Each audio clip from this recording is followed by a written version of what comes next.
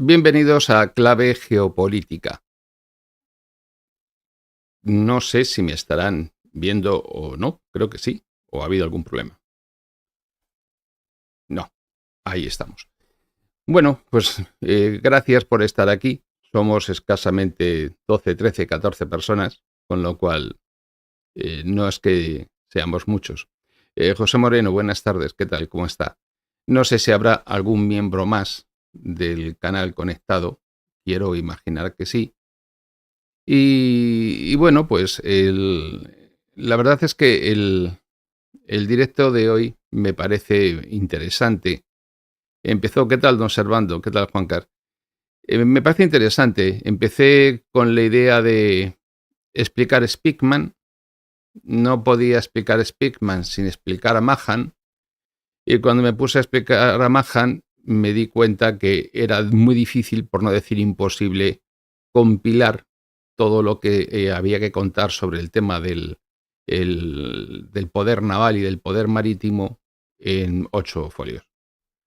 Al final me ha salido una tetralogía que ya la he planificado y la he puesto ahí, en la que explico, bueno, primero qué son esas cosas del poder naval o del poder marítimo, cómo se ha desarrollado en la historia, luego Mahan, en tercer lugar la influencia de Mahan en China, ¿m?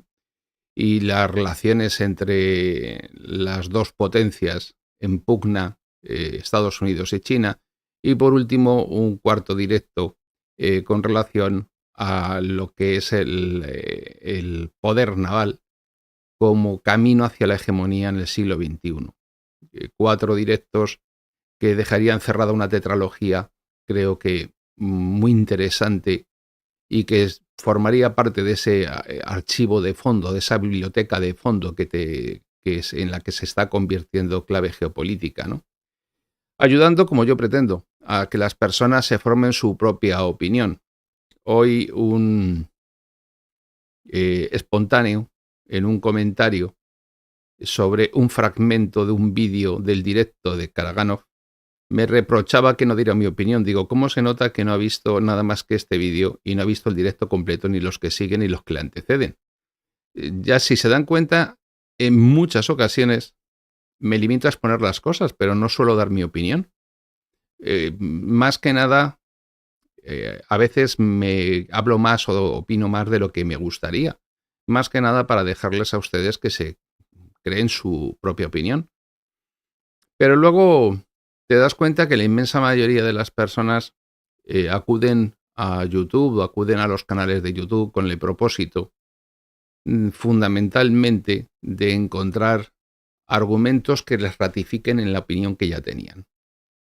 Pero no quieren escuchar algo distinto, no quieren escuchar algo diferente, no tienen ni sienten ninguna curiosidad por aquello que no conocen.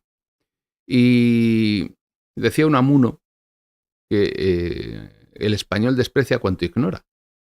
Y yo diría que Unamuno se equivocó, porque no es el español, es en general. La gente desprecia aquello que ignora porque parece que la hace menos. Como son muchos, quiero saludarlos a todos, a Gladius, a Roberto, a Traductor, a Viviana, a Hugo, a José Luis, a Chelosi. Les he dejado un par de libros en la pestaña de comunidad a los geopolíticos del canal, y les voy a dejar también un tercer libro de Till sobre la cuestión del poder marítimo en el siglo XXI de la Escuela Naval. En estos días les he dejado como 3 o 4 libros y sé que les estoy enviando más cosas para leer de las que pueden leer, de las que tienen tiempo material para leer. ¿Qué tal, José? ¿Cómo está? Espero que me perdonen si les estoy abrumando o si se sienten un poco agobiados por el volumen, pero no es obligatorio bajárselo, solamente aquellos que quieran. A estos días de atrás yo leía una noticia de un profesor de la Facultad de Periodismo de una universidad argentina que había decidido dejar la educación porque no podía ganarle a las pantallas. No conseguía que los alumnos, estudiantes de periodismo, conocieran las noticias, conocieran los medios de comunicación o pudiesen hablar de las cosas más elementales que ocurrían en ese mismo momento. Y encima en clase no atendían porque estaban con el teléfono. entonces se ha cansado. Yo de momento no me he cansado. Hemos pasado, por ejemplo, de romper la barrera de las 1000 personas en directo en el directo de Karaganov a empezar este directo de hoy con 11 personas. Me imagino que la propia dinámica del canal es hacia lo que lo lleva, ¿no? A ser un canal pues para una pequeña minoría, no para un gran número de personas. Ahora mismo hay casi 20.000 suscriptores y apenas no llegamos ni a 100. Bueno, pues es lo que hay. Más vale a veces calidad que cantidad, ¿no? Y además eso facilita también si yo hubiese sabido que éramos tan pocas personas hoy, hubiese a lo mejor dejado abierto el chat para que pudiese comentar más gente. El otro día no era capaz de contestar a nadie, no me daba tiempo a verlo. Quiero hacer como hago siempre, antes de empezar, darle la bienvenida a los nuevos miembros del canal. La despedida a los que se van no, que no son pocos, pero a Rodrigo Castillo, a Antonio Moreno, a Bozmail, a Gladius y a José Castro, que creo que Gladius ha cambiado de categoría, porque yo juraría que ya estaba. Por lo tanto, bienvenidos a Clave Geopolítica. Y si les parece bien, como ya son 6 minutos y no creo que seamos muchos más, pues voy a empezar a contarles aquello de lo que vamos a hablar hoy. No sin antes decirles que, bueno, que ya saben que hasta el día 19 o 20 de este mes de marzo, no sé si recuperaré la posibilidad de monetizar el canal y de desbloquear las funciones que en este momento no tiene, como los superchat o cualquier otra. Y que en este momento quienes quieran apoyar al canal, que algunas personas se lo agradezco mucho porque lo han hecho, y José Moreno, por ejemplo, sin ir más lejos, y tienen la dirección de PayPal en la caja de descripción del vídeo y también tienen el canal de respaldo de Clave Geopolítica, que como verán en pantalla está @clave geopolítica oficial, que es el que si se puede recuperar mantendremos tal y como está. Y luego está @clave geopolítica 2.0, que fue al que le quitaron de 4.300 horas a 71 y vuelta a empezar. Pero bueno, ahí vamos. Ya no les entretengo más y empezamos con el asunto de hoy.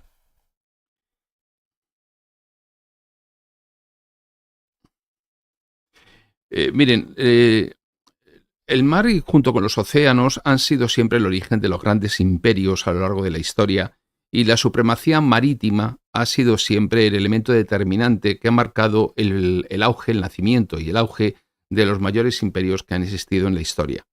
La idea que todos tenemos en mente y que es la más extendida de imperio está asociada al dominio de una extensión territorial normalmente amplia mediante ejércitos, rutas de comercio, con una infraestructura de tipo estatal o del poder, previamente a la aparición de los estados que se encargaba de recaudar impuestos y de mantener un ejército.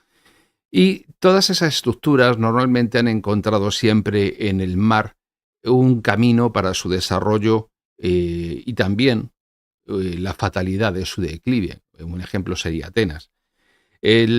Hay un teórico del que ya les recomendé el libro del que les voy a hablar ahora brevemente, una cita, que es Robert de Kaplan, que fue uno de los responsables de animar la invasión de Irak y que en su obra La venganza de la geografía del año 2012 dijo que la geografía es la precuela de la historia, como si es algo que antecede a la historia y la historia sería la consecuencia de esa geografía. Y esto se entiende porque, aunque los contornos del poder global se hayan modificado en un momento determinado y aparezcan pues otros nuevos, pues lo que no podemos cambiar nunca es la sustancia física sobre la que los imperios y los poderes se establecen. Podemos modificarla pues levemente. Un ejemplo, pues el puente que hay construido entre el Cáucaso y la península de Crimea en Kerch, pero no podemos cambiar el estrecho de Malaca, el estrecho de Hormuz o el estrecho de Bab el-Mandeb. No podemos cambiar el cabo de Buena Esperanza o el cabo de las Tormentas. Están ahí, o el estrecho de Gibraltar, y son una realidad que es la sustancia material sobre la que se mueve la historia y que eso no va a cambiar. Por lo tanto, siempre son tenidas en cuenta esas realidades por parte de los poderes geopolíticos en cada periodo de tiempo. El poder marítimo se entiende que es el dominio de los países hacia los océanos derivándose de una realidad geográfica, de su propia realidad geográfica. Teniendo en cuenta que el globo terráqueo está compuesto de más de 2/3 de agua que de tierra, citando a uno de los padres de la geopolítica, a Ratzel, decía: el mar es la mayor totalidad de nuestra tierra y las partes mayores en él son solamente islas. Nuestras residencias están rodeadas por el agua, aun si se hallan situadas bastante tierra adentro, y en el fondo de cada horizonte que se extiende a lo lejos brilla el mar. Históricamente, el poder del océano ha sido de vital importancia para el desarrollo económico y comercial de las civilizaciones. Como ejemplos claros tenemos a Egipto. La dependencia, por ejemplo, que tuvo Roma del grano egipcio es histórica, y la cantidad de circunstancias que movieron a determinadas actuaciones por parte de los poderes o incluso batallas, la batalla de Zama, por ejemplo, aquel enfrentamiento entre Julio César, Marco Antonio, inmediatamente posterior a la guerra con Pompeyo. Bueno, pues son circunstancias siempre que se mueven a caballo del mar y por razones en las que la geografía de las naciones, la geografía de los poderes se proyecta sobre las aguas.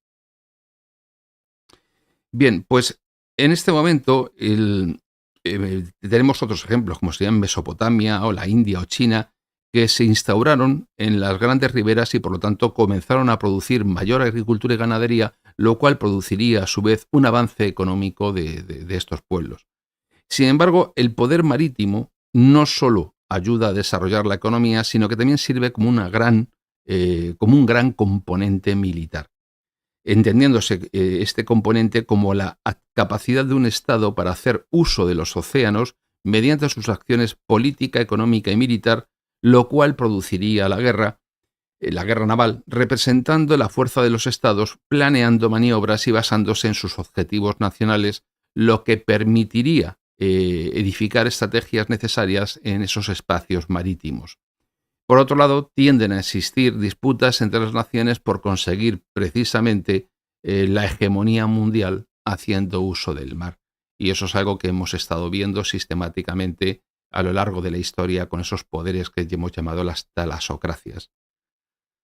Es decir, el país que anhela obtener el poder y alcanzar el liderazgo mundial, o al menos regional, tiene siempre que ejercer un dominio sobre los mares y océanos circundantes, y por tal motivo, o en el caso de que sea el poder mundial en el mar de todos y océano de todo el planeta, y de esta manera el mar se ha establecido como una ruta de transporte, además más usada y barata para cargar cargas y desarrollar rutas estratégicas para gobernar. Es decir, la permanente combinación de la cuestión económica con la cuestión militar. Ha habido definiciones teóricas del poder marítimo que voy a citar algunas de ellas para que nos podamos situar. Tranquilícense porque, aunque ya sé que no les voy a hablar de Ucrania, no me voy a extender tampoco demasiado porque al ser una materia muy densa sería excesivo el hacerlo y el abusar de su paciencia. Durante siglos, como he dicho, el océano ha sido de vital importancia porque tiene la capacidad de crear, desarrollar, explotar y defender los intereses marítimos de un país tanto en tiempos de paz como de guerra. Y por este motivo es necesario citar al británico Hill, que decía: el poder marítimo es la capacidad de usar el mar. Ello puede resultar fuertemente favorable para un Estado en representaciones económicas a través del resguardo de los elementos de la economía y de la proyección o amenaza de la fuerza contra sus oponentes. Han existido multitud de teóricos, de ensayistas desde la antigüedad que han considerado la importancia del poderío marítimo bajo estos criterios económicos, sociales y militares, y digamos que el poder naval es lo que se entiende específicamente como la parte estratégica de la cuestión. Por lo tanto, es importante hacer referencia a otro, también inglés, Barbody, que expresó que sería tan absurdo considerar el poder marítimo solamente en términos de buques de guerra como considerar los ferrocarriles solamente en términos de locomotoras. Una locomotora sin vagones simboliza una potencia en efecto, pero una potencia sin significado funcional. Pues esto él hace ese paralelismo con la cuestión marítima. En otras palabras, siempre debe existir un vínculo entre lo económico y el dominio marítimo, teniendo como resultado beneficios económicos, militares y sociales, además de que existan grandes concentraciones de materias primas, existen muchas materias primas en el mar, como estamos viendo el caso, por ejemplo, de que mucho de lo que estamos viendo que ocurre en Gaza se explica a partir de dos realidades: la necesidad de hacer una comunicación por mar de esos transportes, como también la bolsa de gas que existe frente a la costa de Gaza. Es decir, estamos viendo como unas operaciones de tipo militar contenidas en el espacio terrestre y toda una serie de actuaciones de orden político y diplomático entre potencias están movidas en última instancia por realidades que son realidades marítimas. La teoría y la práctica del poder marítimo como doctrina enseña que los componentes que potencian la supremacía marítima de un Estado se expresan en este esquema que les voy a mostrar. El poder marítimo de una nación es la capacidad que tiene el Estado para crear, desarrollar, mantener, explotar y proteger los intereses marítimos del país tanto en tiempo de paz como en guerra. Está compuesto por los intereses marítimos, IM, que pueden ver ahí, que la nación posee y explota, y por un poder naval que protege esos intereses. Por lo tanto, cuando ya vemos que hablamos de dos cosas distintas, el poder marítimo sería un concepto más amplio que el poder naval, que está circunscrito al aspecto militar. Bien, para que ese poder marítimo sea efectivo y beneficioso, sus elementos deben estar dinamizados por la conciencia marítima de la nación, y que a su vez se compone de la fuerza, los buques de guerra, y de la posición que estos tengan en el espacio marítimo bajo su responsabilidad. Y todo esto debe ser dinamizado por la voluntad estratégica que debe tener la élite dirigente del Estado para utilizarlo cuando sea requerido. Perdón si estoy siendo muy teórico, prometo bajar el pistón un poquito más adelante, pero me parecía muy feo por mi parte no mostrarles esto, que no significa que todos tengan que entenderlo o que asumirlo, sencillamente el que lo entienda bien y el que no, que se quede con la idea de que el poder marítimo es un concepto económico, social, militar, y el poder naval es, digamos, la parte de la fuerza. Y con esas dos ideas es suficiente para seguir con la exposición. Bien, pues ya Tucídides, que les recuerdo que fue el primero que hizo un libro de historia basado en cuestiones puramente materiales percibidas por él como experiencia directa, sin explicaciones de tipo mitológico o religioso, contrastaba la condición del mar, Atenas en su caso, con la condición territorial, Esparta, mostrando que ellos son en efecto amigos de lo novedoso y vivos para imaginar y llevar a cabo sus objetivos. Ellos son decididos frente a vosotros, indecisos, viajeros frente a unos sedentarios, pues piensan ellos que al ir afuera podrían adquirir algo nuevo, y se esfuerzan en todo esto a lo largo de toda su vida entre esfuerzos y peligros, y disfrutan poquísimo de lo que poseen, por el afán de adquirir continuamente más. Esto es lo que dice en la historia de la guerra del Peloponeso Tucídides, deduciendo que las civilizaciones encaminadas hacia el mar tienen, digamos, una visión de la vida completamente distinta de aquellas que no lo tienen, las telurocracias. Recuerdo que hicimos ya en su día un directo hablando de telurocracia versus talasocracia, en el que planteábamos de forma muy general, si se quiere hasta un poco grosera, las diferencias entre las potencias telurocráticas y las potencias talasocráticas, las potencias de tierra y las potencias del mar. En aquella ocasión a los geopolíticos les facilité un libro de un autor que tocaremos también en su día, que será Carl Schmitt, Tierra y Mar, que es un libro que explica muy bien esa disyuntiva entre esas dos posibilidades.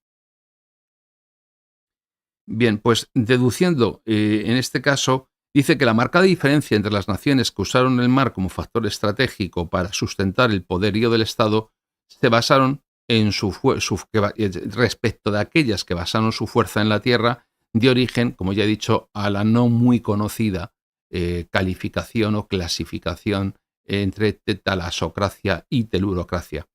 La supremacía marítima y naval de las grandes talasocracias existentes a lo largo de la historia pues permite comprobar que el control del mar ha sido un factor estratégico determinante para el desarrollo y poder de los imperios. El imperio ateniense y el Mare Nostrum de romano en la Edad Antigua, las grandes ciudades-estado de la Edad Media como Venecia o como Génova, los imperios portugués o español en la Edad Moderna de los descubrimientos o los imperios coloniales de las potencias británica o francesa durante la Edad Contemporánea, o, no perdamos de vista, el actual imperio de los Estados Unidos. Son todos estos ejemplos y que demuestran de forma incontrovertible la gran influencia del mar en el surgimiento y auge de los imperios más grandes de la historia. Mañana vamos a hablar de Mahan, del almirante Alfred Mahan, que es el gran estratega naval norteamericano sobre el que se asienta ese lanzamiento de los Estados Unidos hacia su imperio naval y su poder naval. En Mahan decía lo siguiente, que el poder marítimo es la base vital del poderío de un Estado cuando éste se sustenta de forma apropiada por un correspondiente poder naval como elemento indispensable de la grandeza nacional. Lo traduzco rápidamente, que el poder marítimo, es decir, los cargueros, los transatlánticos, los transportes, las rutas comerciales, todo lo que es la marina mercante, la marina pesquera, toda esa estructura económica que se potencia en el mar y que son parte importante del poder de una potencia, se asientan siempre sobre un poder naval que lo sostiene. No puedes pretender tener, el caso de Español es ejemplar, cuando a final del siglo XVIII, en la batalla del campo de San Vicente se pierde la mitad de la flota y en la batalla de Trafalgar se pierde la otra mitad, a continuación la monarquía hispánica carece de la capacidad para mantener un imperio talasocrático y por lo tanto este imperio es el primer punto en el que se sitúa la desaparición de ese imperio de forma material. El mar, como su influencia en el ciclo marítimo virtuoso de una nación, según Till, el libro de Till, que es un libro de 2007, no me ha dado tiempo a ponerlo en la pestaña de comunidad, está pensado sobre todo para el cuarto directo que haré para cerrar todo el tema del poder naval y de la talasocracia.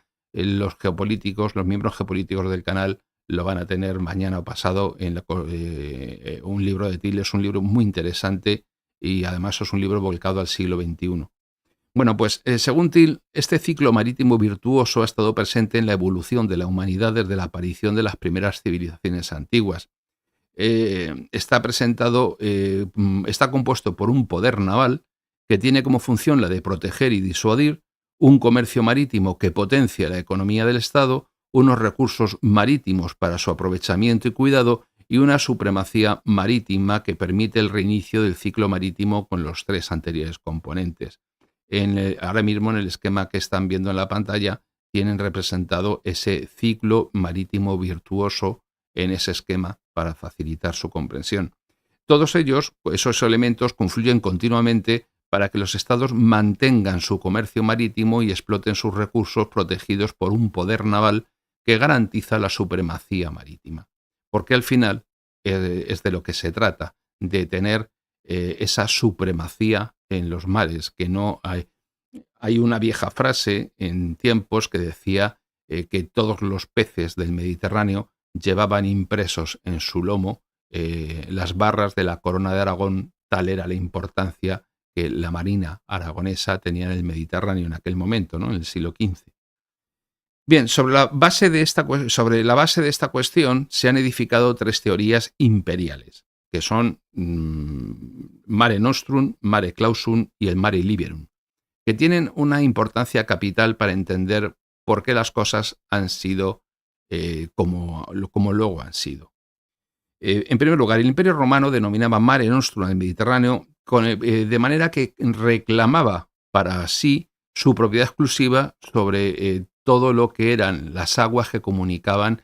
Casi podríamos decir que hay un momento en que esas aguas son aguas interiores en todo el mar Mediterráneo del propio imperio y abarcaban desde el norte de África o la península ibérica hasta Asia Menor, y todas esas aguas estaban controladas por las rutas comerciales, las flotas comerciales, y también, cuando excepcionalmente era necesario, como fue el caso de la lucha con Cartago, por la construcción de una flota militar que de una o de otra manera se mantuvo de forma estable a través de todo el imperio. Bien, por lo tanto, en ese momento ese Mare Nostrum se convirtió en un cordón umbilical en el que alimentaba a Roma desde las 4 esquinas del Mediterráneo, y que era lo que permitía muchas veces la comunicación más rápida entre el norte de África y el muro de Adriano al norte de la isla británica, por ejemplo. Más adelante, el océano, en particular el Atlántico, adquirió una importancia trascendental que ya no ha perdido hasta nuestros días, a partir del momento en el que Colón llega al otro lado, a la otra orilla del Atlántico, buscando una vía alternativa para llegar a la India tras la conquista de Constantinopla a manos de los turcos, que bloqueaba las comunicaciones por tierra, encareciendo de forma muy importante todos los productos que llegaban a Occidente desde aquella lejana Zipango y Catay, desde la India, desde China e incluso desde Japón en ocasiones. Bueno, pues para la configuración de aquel, a ver cómo lo digo, en aquel momento esta idea de la importancia del Atlántico es básica para la configuración de lo que se llamó el sistema mundo capitalista que hoy define nuestra existencia colectiva, porque tras un primer momento en el que el Atlántico es un dominio de las coronas ibéricas, tanto de Portugal como de Castilla, se convierte en un lugar en pugna permanente con las potencias capitalistas en auge basadas en la idea protestante.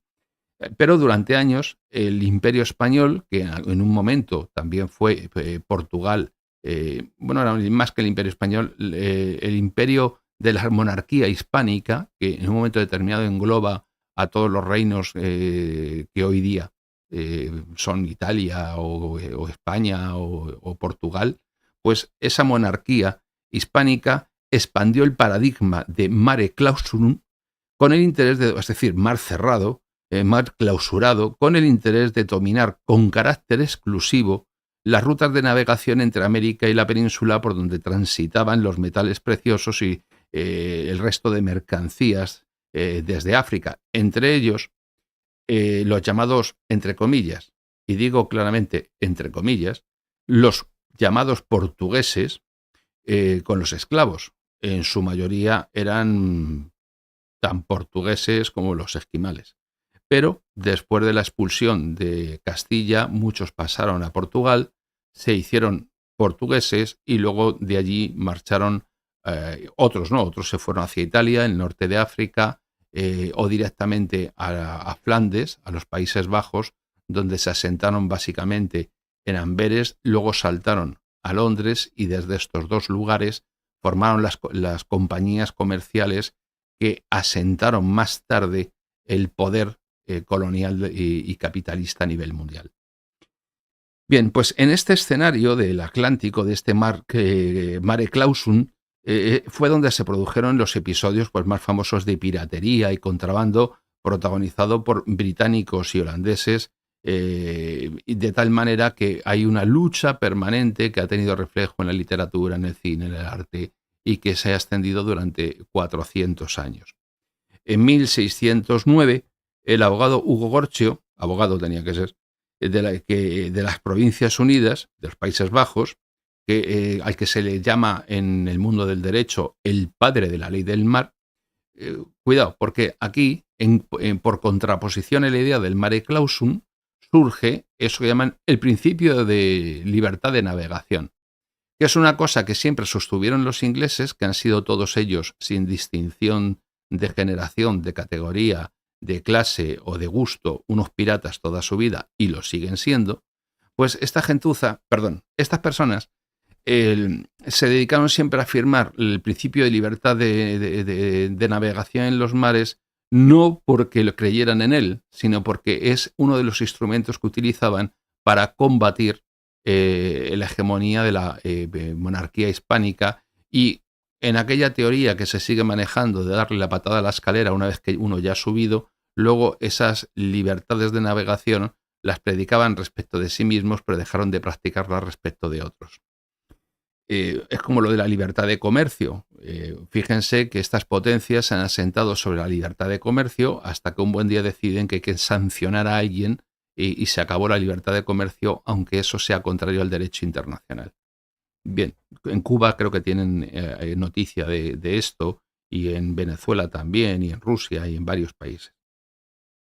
Bien, pues Groucho lanzó la doctrina del mare liberum, basada en los principios de libre navegación de las potencias europeas de la época. No nos vayamos a confundir, potencias europeas. Lo que para él esta cuestión representaba una justificación jurídica para legitimar lo que realmente estaba detrás, que era la expansión ultramarina del imperio holandés y británico, en conflicto en aquel entonces con el imperio portugués en el mar de China Meridional, y era una impugnación abierta a la autoridad de los iberoamericanos sobre los mares, y un asunto bélico de primer orden con su respectiva traducción ideológica y de enfrentamiento total y radical, que al final se zanjó con la victoria de todos ellos, cuyo rastro sigue presente en la historia. A los anglosajones nunca les dio miedo Rusia, nunca les dio miedo las potencias continentales, nunca les dio miedo nada de eso. En toda su historia lo único que les ha dado miedo siempre ha sido la posibilidad de un imperio que tenga esa naturaleza transatlántica, que representaba la suma de Hispanoamérica y de Portugal y la actual España. Ese fue el imperio británico que recogió la teoría de Groucho de los Países Bajos. Llegaron a tener controlado el 35% de la superficie terrestre en fecha tan cercana a nosotros como 1939. Con lo cual no les estoy hablando del siglo III antes de nuestra era, no, les hablo de hace muy poquito tiempo. Bien, pues para el Imperio Británico la navegación oceánica fue la llave fue la llave para la hegemonía que utilizaron al modo que se utilizan hoy día las compañías privadas, las PMCs famosas.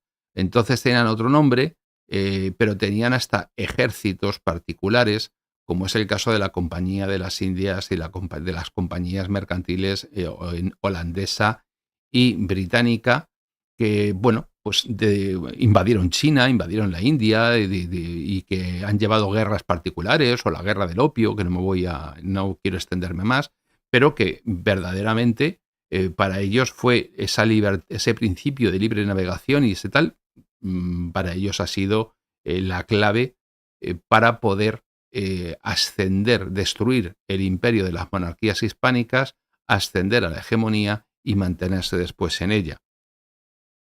En este momento inicial de la aparición de las compañías comerciales, pues se extendieron por el extremo oriental de Asia y las costas del sudeste de África, ya a comienzos del siglo XVII, y el mar fue la base del poder británico como imperio talasocrático de primer orden y el camino principal de su expansión comercial. Y también de esa agresividad permanente que mantuvieron en sus conquistas militares, que se sostuvieron de forma ininterrumpida durante más de 2 siglos. Jamás respetaron un tratado de paz, respetaron un acuerdo, y ellos actuaron de forma violenta, quebrando todas las leyes, tanto en tiempo de paz como en tiempos de guerra, y con total indiferencia hacia cualquier norma, que es exactamente lo mismo que hacen ahora, pero al mismo tiempo le reprochan a los demás que son los demás los que no quieren vivir en un mundo basado en reglas. Ellos se saltan las reglas, podemos ver las diferencias, la actitud que tienen respecto de los supuestos crímenes de guerra en el este de Europa en este momento, pues no es la misma que tienen, por ejemplo, para los supuestos crímenes de guerra que se puedan estar produciendo en este momento en Oriente Medio o en Oriente Próximo, ¿no? Tienen una doble vara de medir clarísima. Es decir, las reglas son para ellos, pues como yo les diga. Bien, pues haciendo el comercio, y como digo, el comercio y la poderosa marina de guerra en la que se apoyaron, es decir, el poder marítimo y el poder naval de la archiconocida Royal Navy, que hoy día están jubilando barcos porque ya no tienen a nadie para subirse a ellos, pues fueron retroalimentándose constantemente, a pesar de que hasta el siglo XVIII la tecnología naval y la ingeniería naval española y portuguesa era muy superior a la que tenían los propios británicos, que no fue hasta el siglo XIX cuando España se queda sin barcos, llega incluso al extremo de comprar una flota de barcos de madera podrida a Rusia que nunca jamás llega a navegar, y en ese momento cuando desaparece la flota y en ese salto de la flota de madera a la flota de metal es cuando por primera vez los británicos tienen la vanguardia tecnológica en los mares. Hasta ese momento no la tuvieron nunca. Pero a partir de ese momento fue cuando ellos asientan el Imperio Británico. Por lo tanto, podemos resumir lo siguiente, y es que sin el poder de una armada de carácter ofensivo, no defensivo, fuertemente financiada por el Estado del que se trate, y una red de operaciones económicas globales de cualquier imperio, en este caso el Imperio Británico, no hubiese podido existir por un tiempo tan prolongado de una manera tan eficiente ningún imperio naval, ninguna talasocracia. Vamos a hacer una especie de pequeño recorrido por algunas talasocracias a lo largo de la historia solamente para ilustrar esto. Y es que la primera de las grandes talasocracias históricas conocida ha sido la civilización minoica, que se desarrolló entre los años 3000 y 1400 antes de nuestra era en la isla de Creta, y que fue una de las primeras civilizaciones en aparecer en Europa, y que gracias a esa posición estratégica en el Mediterráneo oriental, al sureste de Grecia y al sur del mar Egeo, pues se desarrolló fuertemente con su comercio, y al estar ubicada justo en el centro de la comunicación marítima entre Asia, Europa y África, pues durante 1600 años ejerció una gran influencia política y cultural. Fundamentalmente basó su crecimiento y su poder en la supremacía de su poder marítimo, de su comercio, que supo desplegar a lo largo de todo el mar Egeo, hasta que sus enemigos intentaron constantemente contrarrestarlo y acabar con él, pero no tuvieron nunca éxito. Y la forma de desarrollar esta influencia a través de la hegemonía marítima la califica, la conceptualiza el almirante Mahan en sus escritos, diciendo lo siguiente: la supremacía en el mar es parte integral de la destreza comercial y militar de una nación. Es decir, el control del mar como factor estratégico fundamental para el auge y poder de un Estado. Y eso es, ustedes fíjense, en los próximos 3 directos que nos quedan hablaremos de astilleros, hablaremos de barcos, hablaremos de potencia militar, hablaremos de las distintas situaciones que se están produciendo.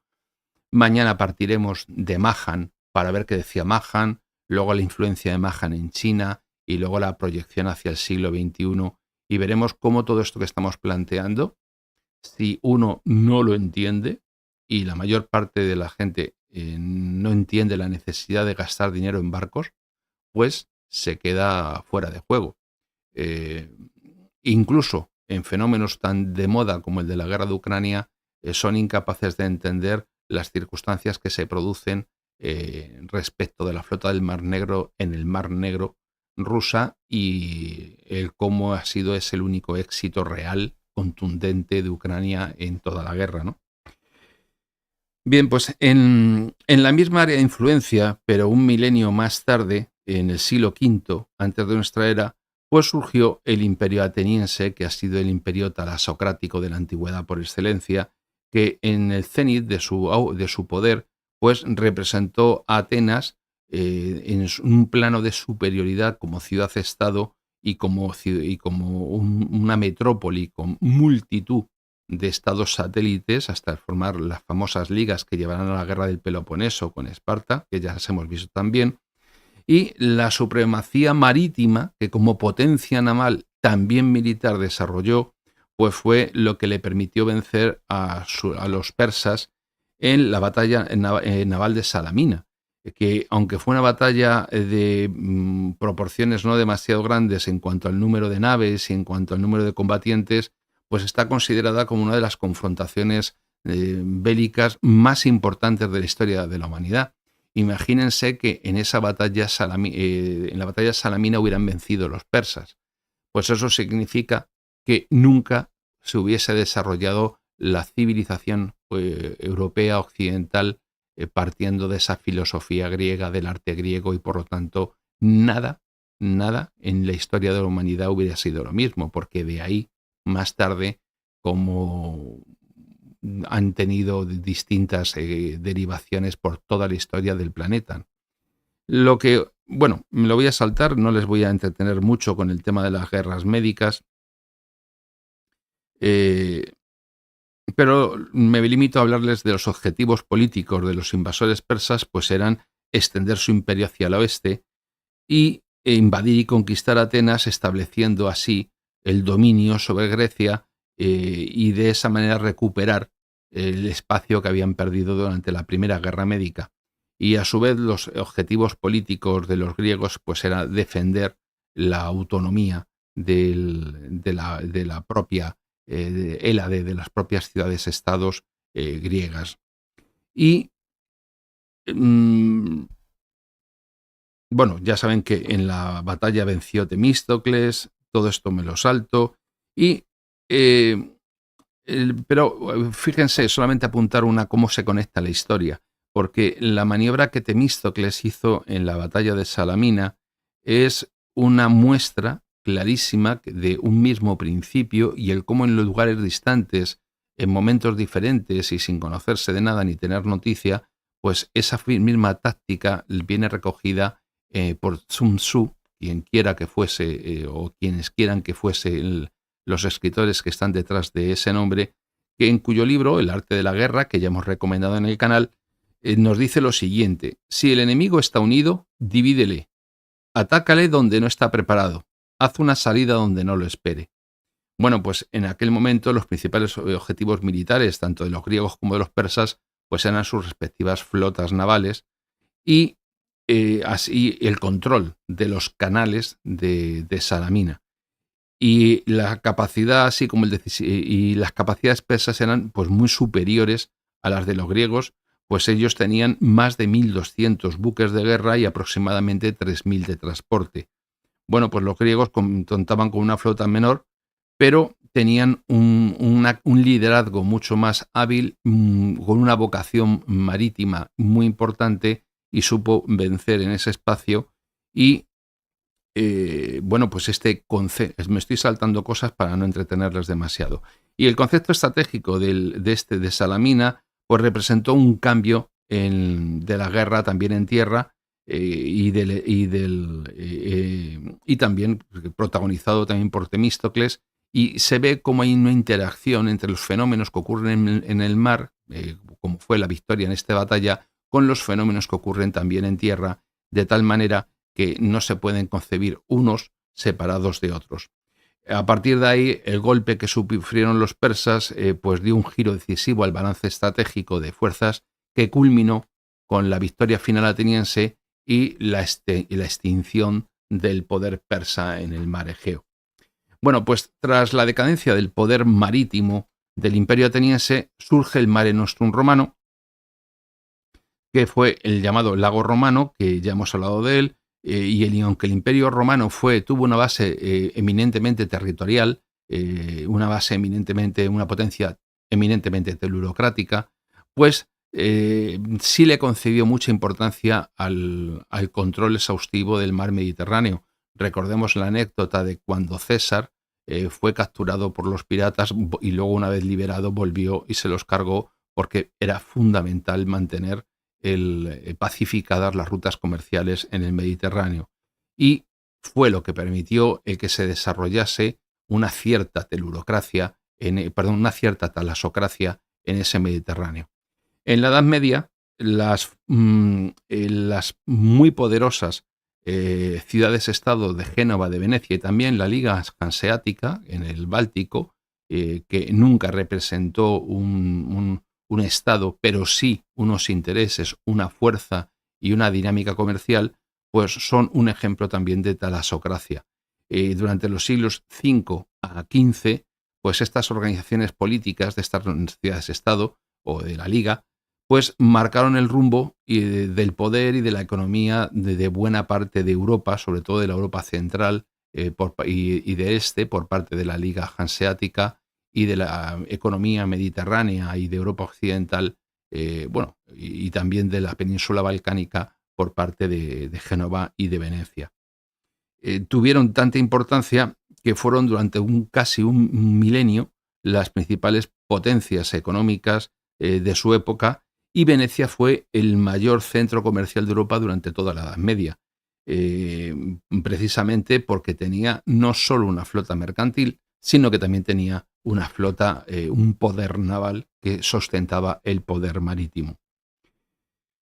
Bueno, ya en la Edad Moderna, el tercero de los periodos que estamos revisando, son el tercero, digamos, de los periodos además en los que se divide la historia, pues transcurrió entre los siglos XV a XVIII y se caracterizó por una evolución del pensamiento y de la cultura en la mayoría de los campos del conocimiento, del arte y de las ciencias, en un contraste muy, muy potente con lo que era la mentalidad de la llamada Edad Media, que estaba en ese desplazamiento del teocentrismo, de la vida teocéntrica religiosa en Europa, a un antropocentrismo en el que el hombre comienza a ser la medida de todas las cosas y aparece y se desarrolla, se moderniza, podemos decir así, también una determinada visión científica de lo que ocurre en el mundo.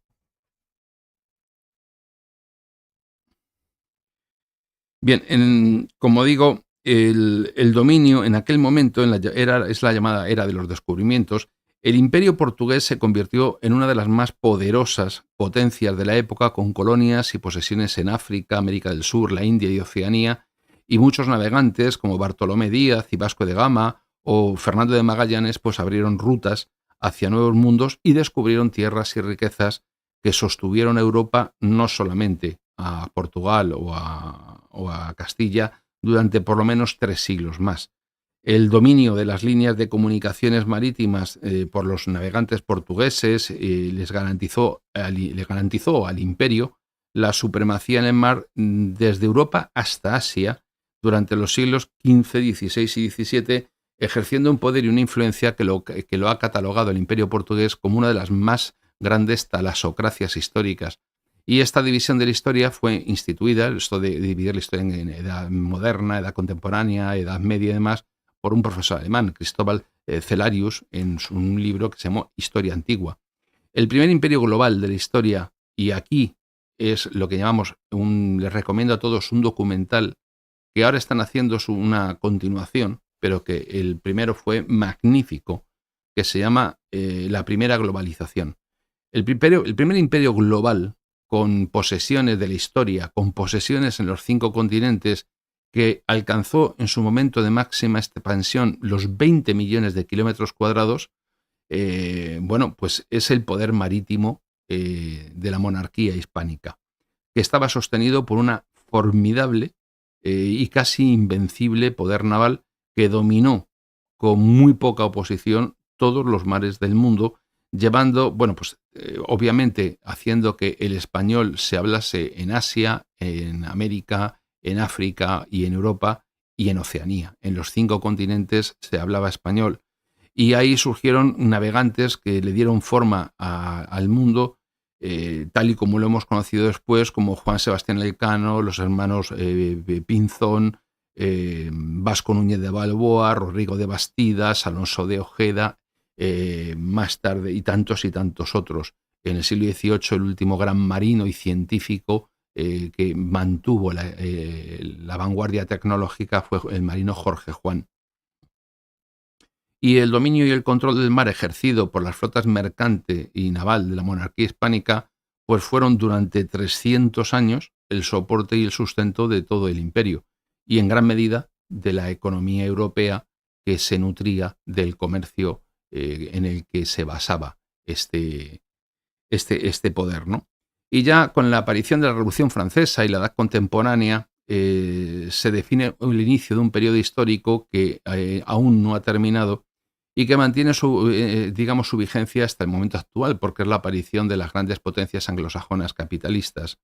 Desde finales del siglo XVIII hasta mediados del siglo XX, el imperio más extenso de toda la historia, que alcanzó a tener 458 millones de personas, que es la cuarta parte de la población mundial, y aproximadamente 33.700.000 kilómetros cuadrados de superficie, pues ha dominado la Tierra basando su poderío en la indisputable supremacía marítima que ha ejercido la marina inglesa, pues primero asentando, recuerden ustedes que cuando había que caer los barcos de vapor, con la aparición del capitalismo, crean puertos y crean bases carboníferas en todos los lugares del planeta.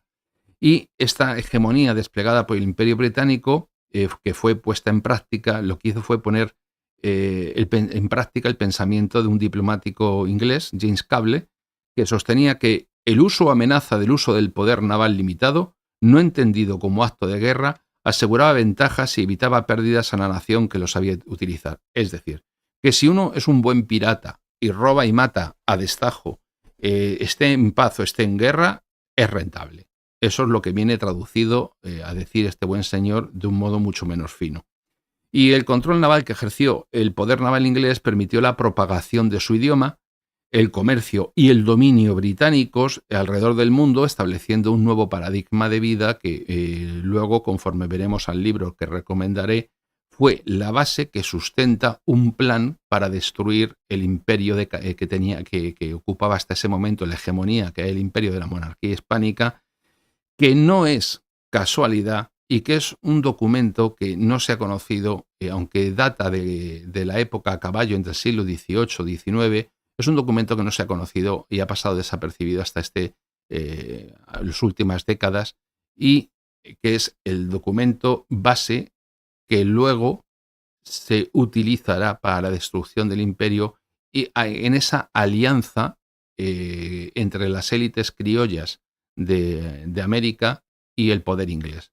Unas alianzas entre esas élites y ese poder inglés que tuvieron normalmente como nexo de unión la masonería de obediencia inglesa, que no francesa, no el Gran Oriente, sino el otro, el rito escocés, y que dejará rastro, y lo podemos ver en toda América, incluso en muchas de las banderas de los países actuales que están cubiertas y plagadas de simbología masónica, y también en la inoculación de una división absoluta, recuerden a Sun Tzu, entre los distintos y los antiguos componentes de la antigua monarquía hispánica, de tal manera que a día de hoy, según qué países, se sigue percibiendo aquel periodo como un periodo que es ajeno, que solamente es de España, que no es común, y por lo tanto el odio contra España, la leyenda negra y todo esto, que son la base sobre la que se asienta el complejo de inferioridad en algunos países de los hispanoamericanos, que les llevan a querer sistemáticamente emular a todo lo anglosajón, desde los tipos de organización del Estado, en formas de repúblicas federales, hay 1000 ejemplos, hasta sistemáticamente un apartamiento de todas las tradiciones jurídicas, políticas, filosóficas, religiosas, que en este momento siguen vivas a través de la penetración de las iglesias evangélicas y la importación a muchos países hispanoamericanos del movimiento cristiano sionista, que son apartarse radicalmente de las tradiciones jurídicas, filosóficas, políticas, culturales de la propia Hispanoamérica. Bien, pues como iba diciendo, como legado de una de las más extensas talasocracias de la historia, pues grandes potencias mundiales como Estados Unidos, la India, Canadá o Nueva Zelanda, pues son herederas del Imperio Británico, y otros países que no lo eran están culturalmente colonizados. Y esto hizo que el almirante Mahan, que fue un profundo estudioso de cómo llegó a dominar grandes espacios marítimos y terrestres desde Canadá hasta los Estados Unidos, pasando por las Antillas, pues Australia, el sur de África y la India, basándose en una ofensiva comercial en ultramar y el respaldo de la marina inglesa, pues estudiase este fenómeno para poder escribir y teorizar más tarde acerca de cómo Estados Unidos debería cimentar su hegemonía mundial en su poder naval. Bueno, pues Mahan, habiendo elaboró un recorrido histórico con el propósito de comprobar de qué forma el mar había sido un factor estratégico determinante para el auge y desarrollo de los mayores imperios de la historia. Y a partir de ahí podría concluirse que la importancia que tiene el poder naval y el poder marítimo para los intereses vitales de una nación. Pero si bien los ejemplos que hemos comentado pues evidencian la preponderancia del mar como factor estratégico para el éxito de las políticas y la consecución de los intereses nacionales de un Estado, pues no siempre son conocidos o comprendidos, y mucho menos lo es el concepto de talasocracia y los positivos efectos tangibles. Difícilmente vamos a encontrar, por ejemplo, un país en el subcontinente de América del Sur que, por ejemplo, tenga una clara conciencia de la necesidad de proyectarse en un poder naval importante. A nivel mundial, por ejemplo, solamente hay 11 países que cuentan con la capacidad de proyectar un poder aeronaval en forma de portaaviones o figuras semejantes. De los 11, uno de ellos, por ejemplo, Rusia, que tiene el almirante Kuznetsov, lo tiene varado, estropeado, encima se les quema una parte y no funciona. Con lo cual, quitando a Francia, Italia, España, Estados Unidos, Tailandia, la India o China y poquito más, Reino Unido, pues no hay prácticamente casi ningún país tiene portaaviones ni cosas parecidas. Bueno, pues creo que con esto hemos visto el peso que tiene el mar sobre el desarrollo de una nación y que este está determinado por la adecuada formulación y aplicación eficaz de una estrategia marítima nacional, dado que el entorno geográfico que le da el mar a un Estado tiene una significativa influencia en las decisiones políticas de este. Un ejemplo, por poner un ejemplo claro, fijémonos como en el conflicto que hay en este momento entre Guyana y Venezuela por la cuestión del Esequibo. Han tardado los anglosajones en ponerles allí 2 barcos 10 minutos. Y sin embargo, no hay flotas en el subcontinente de América del Sur capaces de disputarle las aguas a las potencias anglosajonas, cosa que es básica para tener una política de verdadera independencia y soberanía. De este modo, tenemos que entender que la nación que aspire a cambiar el estatus que ocupa en el sistema internacional, pues debe optimizar de forma gradual, pero sistemática y consistente, su relación con el entorno oceánico. Y porque es que además, si no existe un aprovechamiento de las capacidades del poder marítimo y del poder naval, difícilmente se va a conseguir tener un papel en el escenario internacional. En conclusión, que así como la estrategia se considera el ingrediente esencial para hacer que la guerra sea políticamente efectiva o moralmente sostenible, pues una estrategia marítima permite tomar las medidas que se consideran necesarias para potenciar el nivel de influencia, defender la soberanía, salvaguardar la vida en el mar y proteger los recursos naturales de una nación moderna y las continuas amenazas que se sufren por diferentes países a su soberanía, pues así lo demuestran. Espero no haberme extendido mucho y no haber sido muy pesado, y también que por lo menos les haya interesado la cuestión. Como siempre les digo, si quieren que comentemos alguna cosa, la comentamos, y si no, pues les hablo del libro y mañana les largo el rollo de Mahan para que lo puedan, para que lo conozcan también. Sobre todo porque es importante entender todas estas cosas porque son sobre las que se asientan luego la capacidad para comprender, por ejemplo, el tema de Taiwán, por ejemplo, la nueva ruta de la seda por el mar, por ejemplo, la existencia de bases norteamericanas en el Índico. Si no se entienden las bases de la geopolítica, pues difícilmente se va uno a enterar de nada, por mucho que se quede todos los días viendo 17 vídeos sobre la guerra de Ucrania.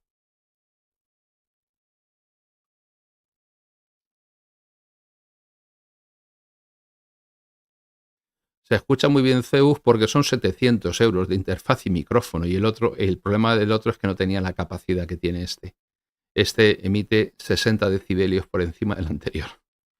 Y claro, esa es la diferencia. Le tengo a una cuarta y no tengo problema. Bueno, pues no sé si hay alguna cosa que quieran que comentemos.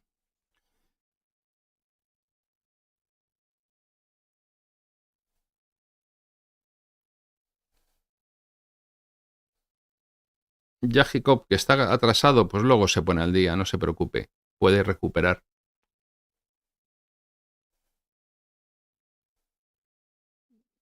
La cuestión, me pregunta traductor si los drones podrían minar la supremacía de los portaaviones.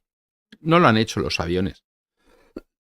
No tiene por qué hacerlo el dron. El dron puede ser complementario, incluso un arma más. Incluso, ¿por qué no podemos pensar en un portaaviones de aviones no tripulados o en un portadrones, por ejemplo? Si tiene proyección Brasil, pues Brasil, ¿cómo no va a tener proyección si es uno de los principales países del mundo en cuanto a capacidad? Lo más importante en este momento es, en el caso de Brasil, o en el caso de toda América, el problema que tienen los países americanos, cuando digo americanos, para los que sean nuevos o no me conozcan, yo nunca me refiero como americanos a los países que están al norte del río Bravo. Respecto de los Estados Unidos, me refiero como gringos, como sacos, como Estados Unidos, pero no les llamo americanos porque americanos son muchos más que los anglosajones. ¿De acuerdo? Por lo tanto, cuando yo hablo de americanos, o me refiero a todos, o me refiero a los americanos de habla hispano-portuguesa al sur del río Bravo. Lo aclaro para que nadie tenga dudas. Entonces,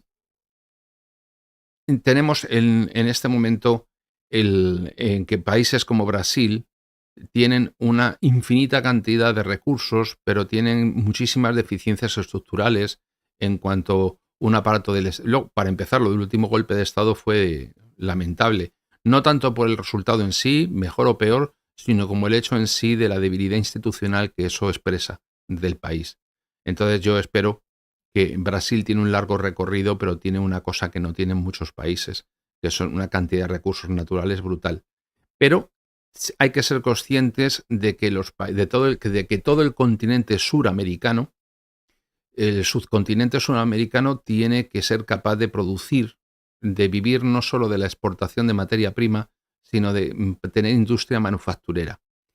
Mire, para que ustedes se hagan una idea, si existiese una única nación que fuese desde el río Bravo hasta la Tierra de Fuego, estamos hablando de una de las mayores potencias del mundo. Estaríamos hablando de una potencia en términos de población, en términos de Producto Interior Bruto, en términos de demográficos, porque tienen una base demográfica de gente joven impresionante. Sería el mayor error que ha cometido en América ha sido la desunión.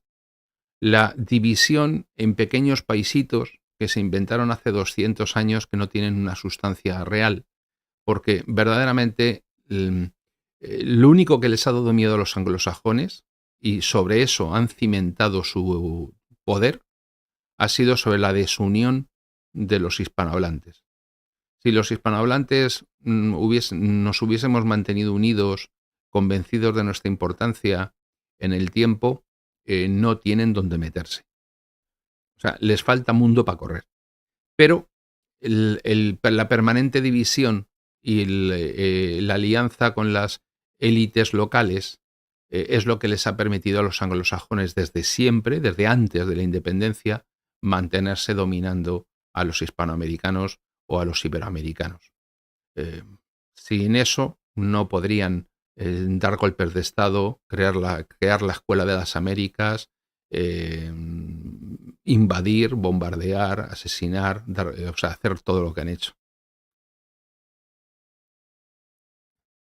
La famosa flota marítima de los vikingos en el siglo IX fue real. Vamos a ver, José, flota. Los vikingos por supuesto que los vikingos llegaron a América desde Islandia a través de la península del Labrador y que bajaron. Hubo un francés, como no, afincado en Buenos Aires, que había sido un antiguo nazi francés, que era un historiador brillante y que se volvió loco buscando los restos vikingos hasta que encontró 4 de ellos en América del Sur. Pero desde el punto de vista anecdótico, por supuesto que los vikingos llegaron a América. Vinland, como lo llamaron ellos. Pero desde el punto de vista de la categoría, la aparición allí de un tipo es irrelevante. No ha tenido consecuencias en la historia. ¿Puede existir una potencia talasocrática y a la vez telurocrática?, dice Juan Car. Pues mire, tenemos el ejemplo de Roma. Roma es esencialmente una potencia telurocrática que supo mutar en potencia talasocrática de modo coyuntural cuando se enfrentó a Cartago, aunque esencialmente su carácter y forma de vida era telurocrático, era una potencia terrestre. La prueba la tiene en la inmensa importancia que adquirieron todas las instituciones típicas de una telurocracia. Pero sí, ese ha sido para mí el fenómeno histórico más parecido a una cierta naturaleza mixta. La historia del mar es una continuación natural hacia la depredación, dice don Servando. No, yo no creo que sea la historia del mar. La historia, secas. Vamos a ver, el hombre es un lobo para el hombre. Nosotros somos animales gregarios, somos animales sociales. La violencia forma parte de nuestra naturaleza, como en otras especies. La diferencia es que los tigres matan para comer y no hacen juicios morales. Y nosotros que tenemos un cerebro mucho más complejo, hacemos juicios morales. Hay un autor holandés que a mí me interesa mucho, que he leído algunos libros de él sobre el estudio de los bonobos, sobre si existe algún principio moral entre los animales. Él afirma que sí, yo también lo creo. Entre los animales superiores, los primates, sí hay un cierto sentido de lo moral que se puede ver. Frank Hall se llama. Y de hecho le digo completa el título que yo le recomendaría que leyera.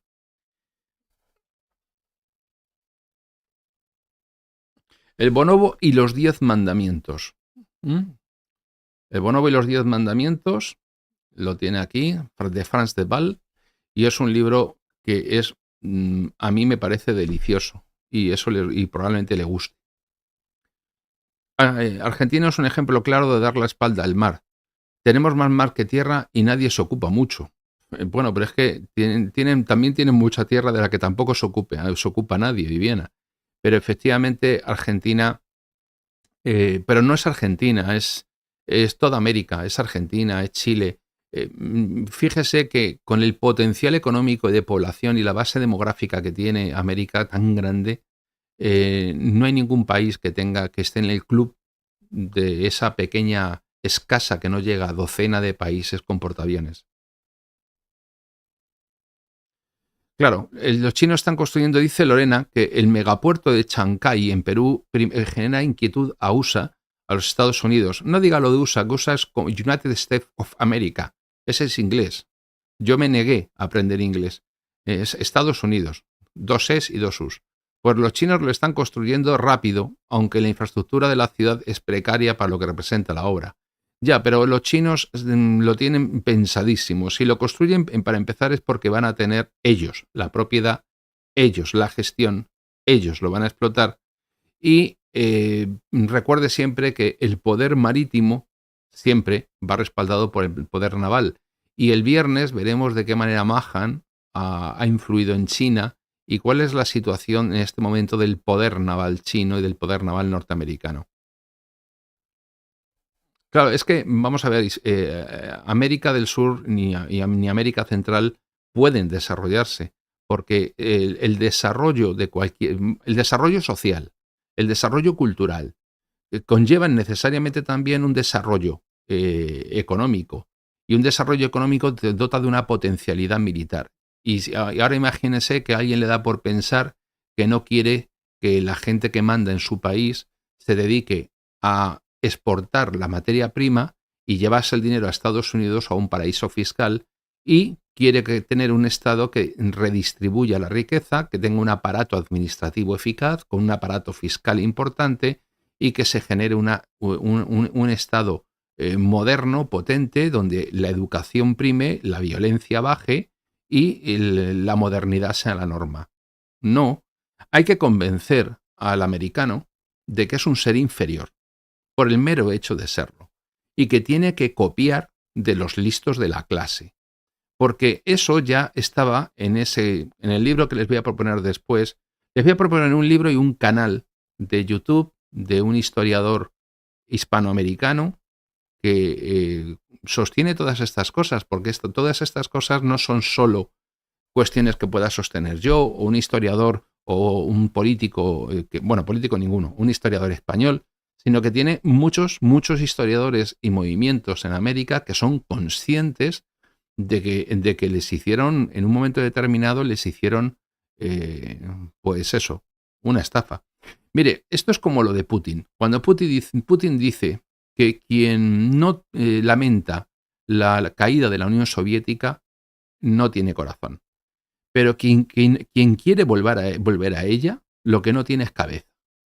Pues ahora mismo pasa lo mismo. Quien no lamente, en términos geopolíticos, la destrucción de la monarquía hispánica, que no es cosa de españoles, el reino de España jurídicamente no aparece hasta 1869, cuando ya lo único que queda español es Cuba, Puerto Rico y Filipinas, pues quien no lo eche de menos no ha entendido nada. No ha entendido que mucha gente, la gente que desde América sostiene la leyenda negra y la leyenda contra la monarquía hispánica, son instrumento inconsciente del poder anglosajón para acomplejarlos.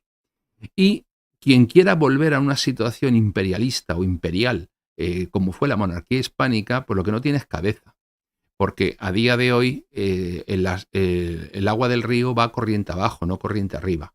Pero es muy importante que el americano entienda que no hay razones, por ejemplo, para las guerras entre americanos, que no tiene sentido. Un ejemplo, si pensamos en términos metapolíticos, no tiene ningún sentido lo que está ocurriendo entre Venezuela y Guyana, salvo que Guyana fue una colonia británica. Entonces, claro, ahí surge la polémica. Pero si no, no hay ninguna razón, por ejemplo, para el conflicto entre Panamá y Colombia, o no hay ninguna razón para un conflicto entre Perú y Ecuador, o entre Perú y Chile, o entre Chile y Argentina. No tiene sentido, porque al final la desunión y el enfrentamiento es la desgracia de todos.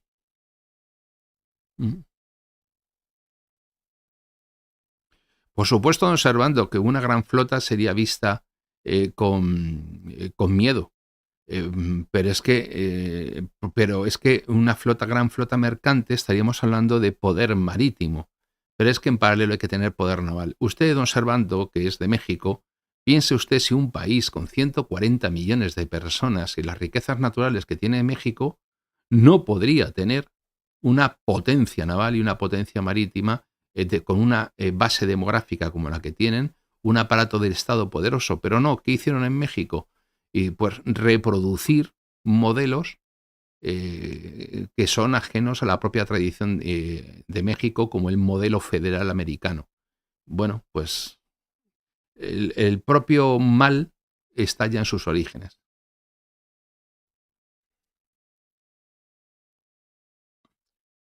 Efectivamente, los chinos no son nada respetuosos del derecho internacional. Dice el traductor que en el propio mar territorial de Chile a menudo se sorprende a enormes naves chinas pescando de manera ilegal. Los chinos tampoco son muy respetuosos del derecho internacional. No, aquí, vamos a ver, aquí respetuoso con el derecho internacional no es nadie. Les voy a poner un ejemplo doloroso para algunos. Un buque de Estado, bien, hundido en cualquier lugar del mundo, es propiedad de ese Estado. Eso es lo que dice el derecho internacional. Pero hay mucha gente que lo olvida.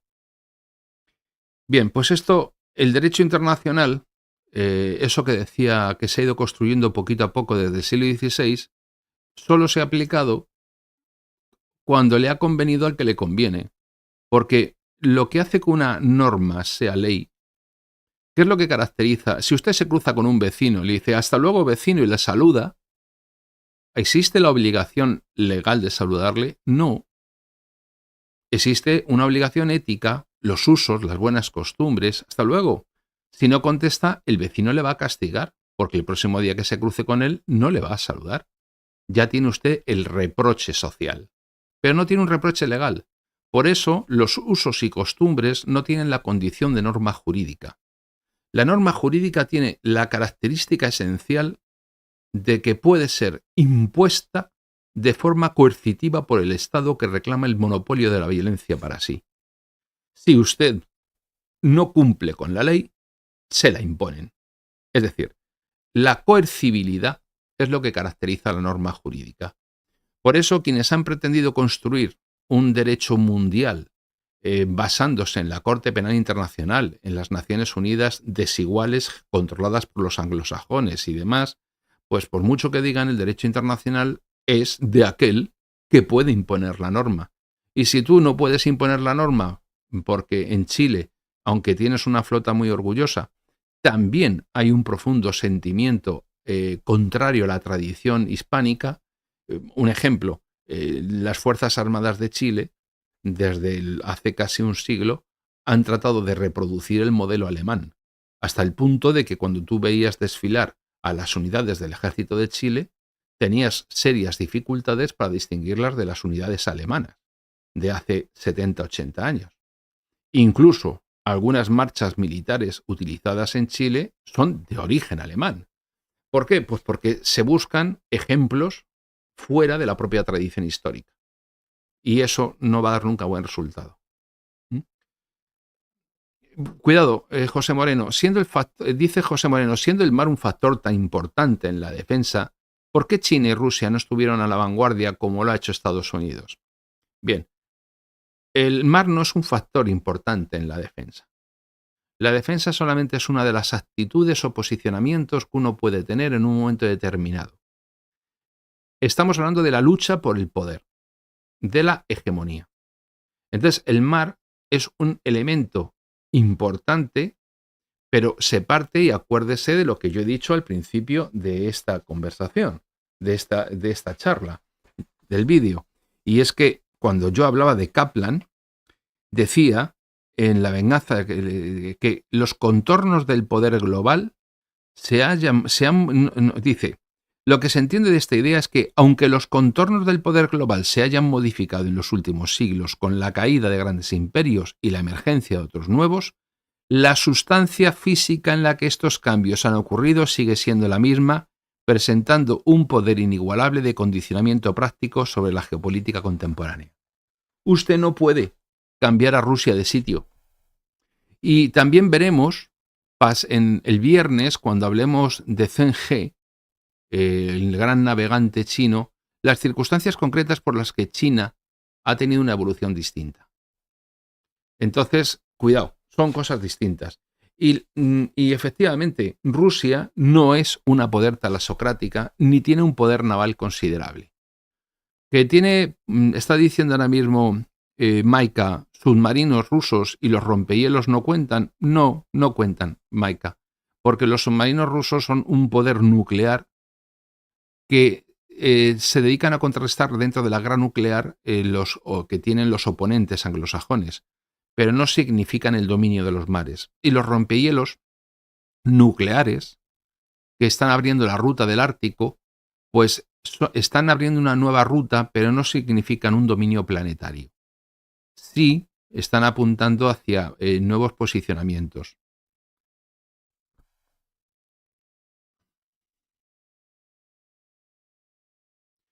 Dice Zeus que es que la bandera que portaba la Compañía Británica de las Indias Orientales se parece mucho al imperio que ahora está vigente.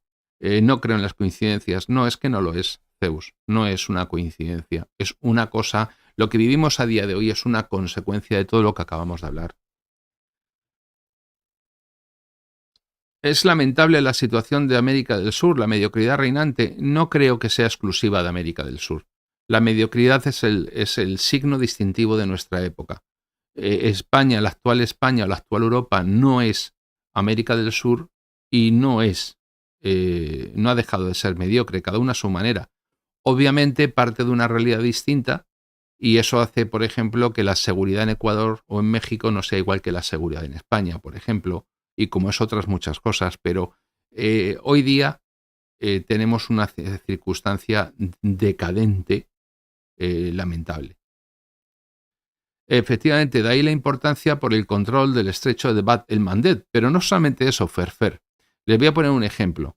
Una de las actuaciones que está llevando China adelante es una política determinada con Pakistán. ¿Por qué? Porque si mañana la India en un conflicto le cerrase el estrecho de Malaca, por el que discurre su comercio hacia Europa, pues los chinos ya tienen colocado un puerto en Pakistán para sacar por tierra sus mercancías, cruzando Pakistán y exportándolas a través del puerto de Pakistán.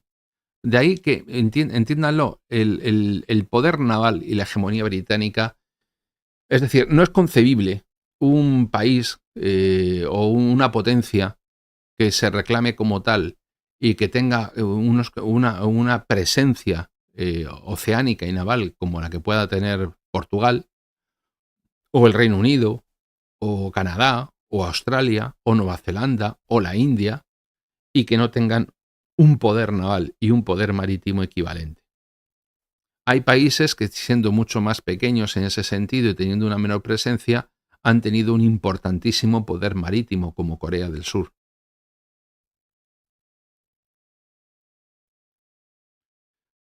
Efectivamente, dice Alex que en América del Sur ningún país tiene portaaviones.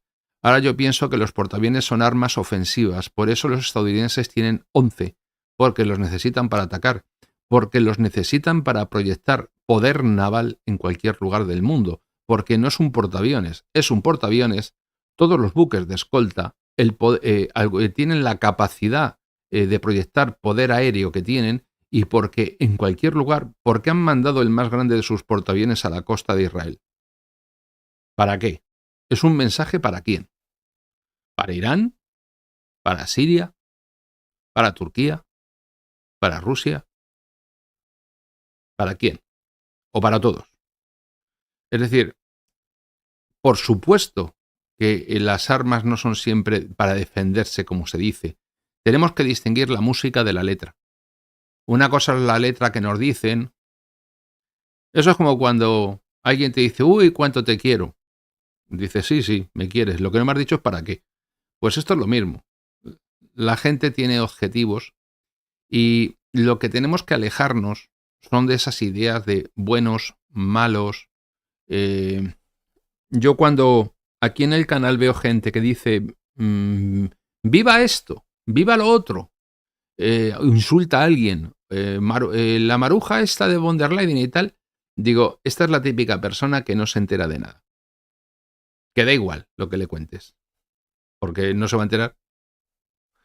Es decir, es que en este canal no pinta nada, además, el hooliganismo, el ser un hooligan, un fanático. Si lo que hacemos aquí normalmente es plantear ideas y discutirlas y hablarlas.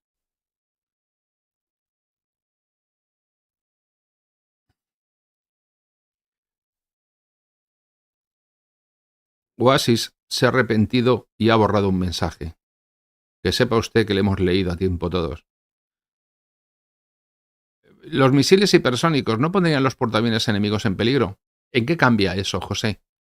¿Y el fuego griego en la antigüedad? ¿No ponía eso a los trirremes enemigos en peligro? Es decir, las armas, la tecnología, son la anécdota respecto de la categoría. Aquí estamos hablando de conceptos que van más allá de todo eso y que los engloban. En la era de los misiles hipersónicos, ¿los portaaviones son necesarios? ¿Cuántos países tienen misiles hipersónicos, Juancar? ¿Y cuántos no los tienen? Y ahora cuando se conteste usted esa pregunta, piense que todos los que no los tienen, les puedes plantar un portaaviones en la puerta. Por eso después Rusia llevó sus aviones con hipersónicos al lado. No entiendo la frase completa, Gerard, no la he redactado bien.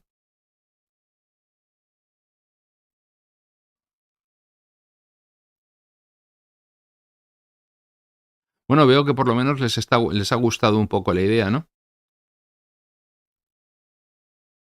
¿Quién fue el almirante más grande? Uf, ha habido gente muy interesante. Pero yo nunca voy a decir a alguien que no sea español. Para mí, uno de los más importantes, no el único, en la victoria y como en la derrota, Blas de Lezo.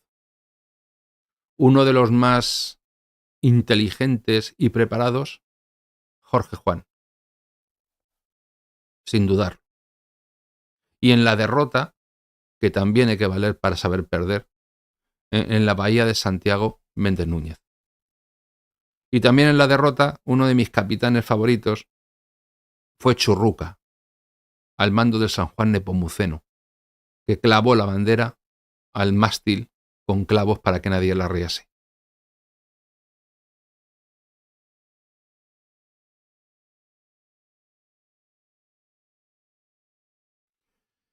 Bueno, el problema que tienen, por eso los chinos están ocupando, dice Oasis, que no me suena, que debe ser nuevo, y no le he dado la bienvenida a Oasis, o si lo he hecho no me acuerdo, o sea que bienvenido.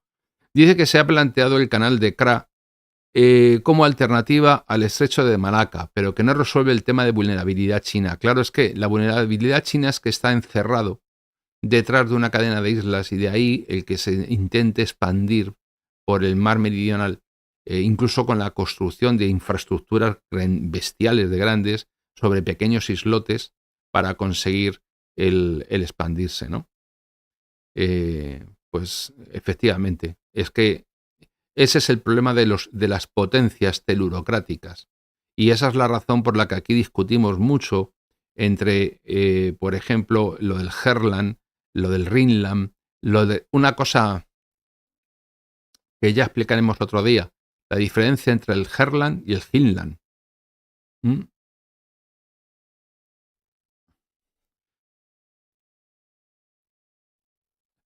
Hola, José Luis. Pues claro que sí, pero mire, hay libros que le van a contar cosas. Por ejemplo, Victorias por mar de los españoles. Un libro delicioso en el que, claro, ya cuando yo era pequeño nos contaban cosas de esta gente. Cuando uno lee, por ejemplo, los episodios nacionales de Pérez Galdós, la primera serie dedicada a la Guerra de la Independencia, el quinto tomo es precisamente Trafalgar. El propio himno de la Armada Española dice en Lepanto la victoria y la muerte en Trafalgar. O cuando tú ves, por ejemplo, la importancia que tuvo, me hablaba don Servando hoy, en un comentario me dejaba, que le interesaba mi opinión sobre Fernand Braudel, el francés. Y claro, si quieres se la voy a dar para que no se vaya con el mal sabor de boca de que no le he contestado. Fernand Braudel, que es uno de los creadores de la Escuela de los Anales era una revista de historia, que hizo una tesis doctoral que en español está publicada por la editorial Crítica, que yo leí hace mucho tiempo, que está dedicada, su tesis doctoral la publicó a final de los 40, creo que 49 o 50 por ahí, y luego le hizo una siguiente edición mucho más ampliada en el 66. Y la Escuela de los Anales lo que decía es que en lugar de consultar los documentos para hacer historia, pues que había que fijarse también en detalles como por ejemplo como detalles que pudiesen ilustrarnos sobre el modo de vivir fuera de los grandes hitos históricos. Hasta ahí vamos bien. Lo que pasa es que Braudel era marxista y entonces se planteaba la cuestión del estructuralismo como una forma de justificar la dialéctica de la historia marxista y tuvo su recorrido hasta que él, por discrepancias con los que le sucedían, como pasa todo con todo en la vida, salió de la revista de los Anales y luego los que se quedaron, entre ellos alguno importante como Jacques Legoff, se inventaron lo de la nueva historia, la escuela de la nueva historia, ¿no? Pero a partir de ahí se dispersaron muchísimo porque cualquier cosa les servía para hacer un tratado de historia. El caso es que el libro de Braudel, la tesis doctoral de Braudel sobre la flota mediterránea en tiempos de Felipe II, es muy interesante y eso sí se la recomendaría.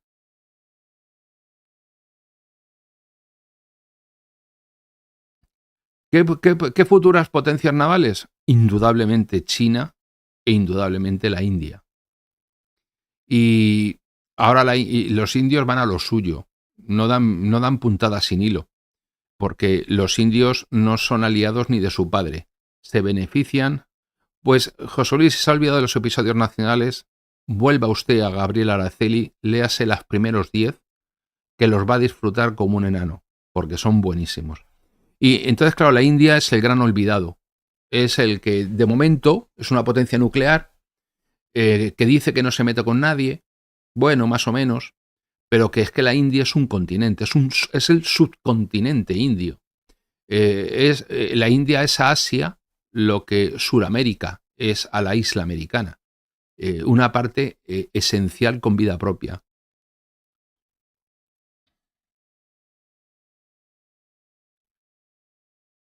Dice Yolanda que no solamente que las élites, que las oligarquías criollas, sino que también los ejércitos de ocupación contra sus propios pueblos han actuado como ejércitos de ocupación. Claro, pero eso ya es una consecuencia, porque el problema de América es original. Bien, entonces esa es la cuestión, Yolanda, que en un momento determinado la causa de la causa es causa del efecto causado. Aquí todo arranca en el periodo anterior a la independencia de los distintos países y luego a la mitología que se ha construido sobre lo que aconteció para justificar o poner de manifiesto una historia de buenos o malos, por supuesto más falsa que Judas Iscariote, omitiendo cosas y contando otras. ¿Cuántos americanos saben quién fue Thomas Boves, por ejemplo, y la división infernal? Pues es una sugerencia. Entonces, y luego los ejércitos, pues pasa ahora mismo. Ahora mismo aquí en España hay algún almirante retirado que yo le he puesto aquí en el canal a caldo, que se dedica es como un lorillo que repite todo lo que la OTAN y los anglosajones quieren. Vamos a ver, ser partidario de la OTAN y ser partidario de lo que los anglosajones dicen es ser justo lo contrario de lo que significa ser un patriota. Un patriota quiere lo mejor para su país, quiere lo mejor para sus ciudadanos. Y hoy día lo mejor para los españoles, para los italianos, para los franceses o para cualquier otro, no es seguir lo que nos dicen los amos que sujetan la correa del perro, desde Londres y desde Washington y desde Tel Aviv. Y ese es el mismo problema. Entonces, estamos en lo mismo. Claro, efectivamente. Pero porque en realidad, dice Yolanda, mi propio país fue creado como un estado tapón entre Argentina y Brasil. De hecho, un día vamos a estudiar lo de los estados tapón, también, porque en el canal tenemos muchos temas que nos van a enriquecer, muchos temas por estudiar, y al final el canal se va a convertir en un canal de referencia para quien quiera saber de geopolítica.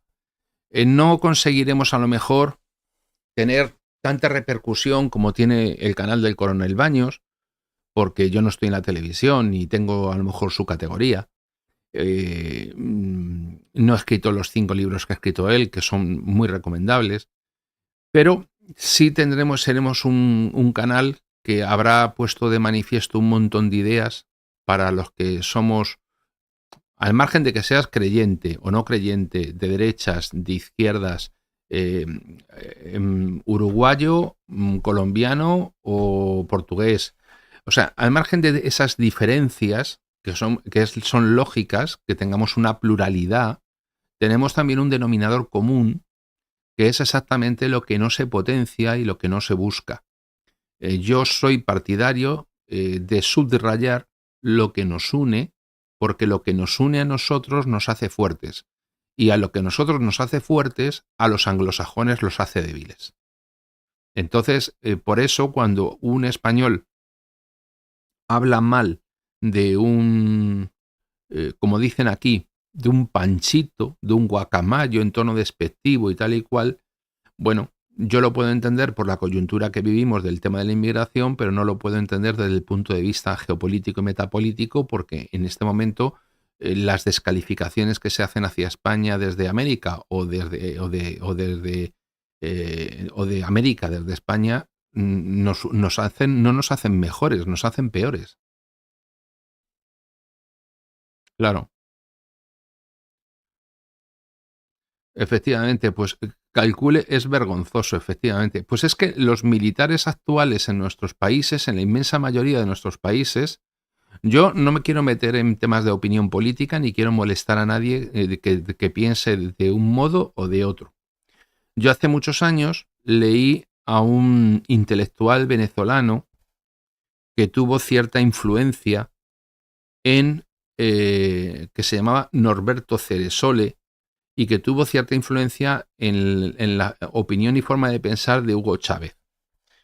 No quiero, insisto en que no quiero entrar en el régimen político de Venezuela ni en dar opiniones sobre ello.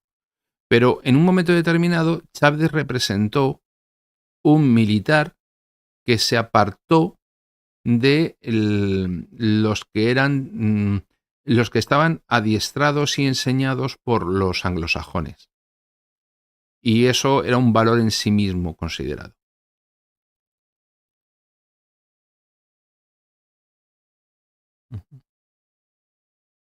Sí, pero la leyenda negra es una cosa que está asumida. Mire, en Holanda, cuando le querían meter miedo a los niños para que se durmieran, se fueran a la cama o que asumieran cualquier cosa, se les decía que viene el duque de Alba.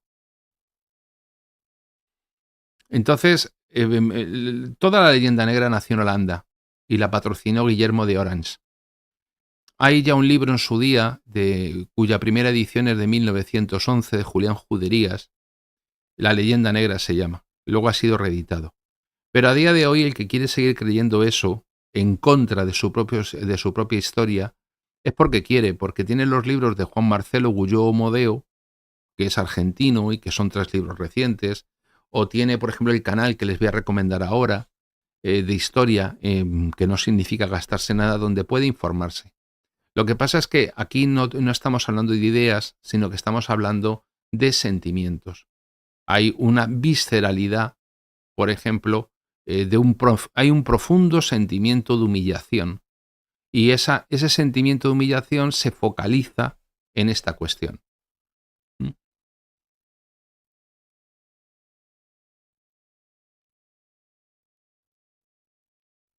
Pues Manuel, estoy de acuerdo con usted, pero no lo quiero repetir porque no quiero molestar a los demás. ¿Mm? Eso que ha dicho usted, Zeus, es ofensivo para los hermanos de América que dice usted y no me parece bien. Yo incluiría solamente a aquellos que no son leales para con su tradición, su historia, su cultura. Tenemos que trabajar más en lo que nos une y menos en lo que nos separa. Hay cosas que nos separan y todo el mundo ha cometido errores. Todavía está por aclarar qué pasó, dejó de pasar con el tema del bombardeo del Callao por parte de un barco español en Perú en el siglo XIX. Pero oiga usted, ¿de qué vamos con este tema? Sí, que es que mataron unos españoles en no sé dónde. Dices, bueno, mira. Es decir, hay que estar por encima de las diferencias. Y sobre todo porque hay que vivir sin ira, sin rencor y sin venganza. Yo creo que es esencial. Porque si no, no vamos a salir adelante. Nos van a seguir mangoneando constantemente.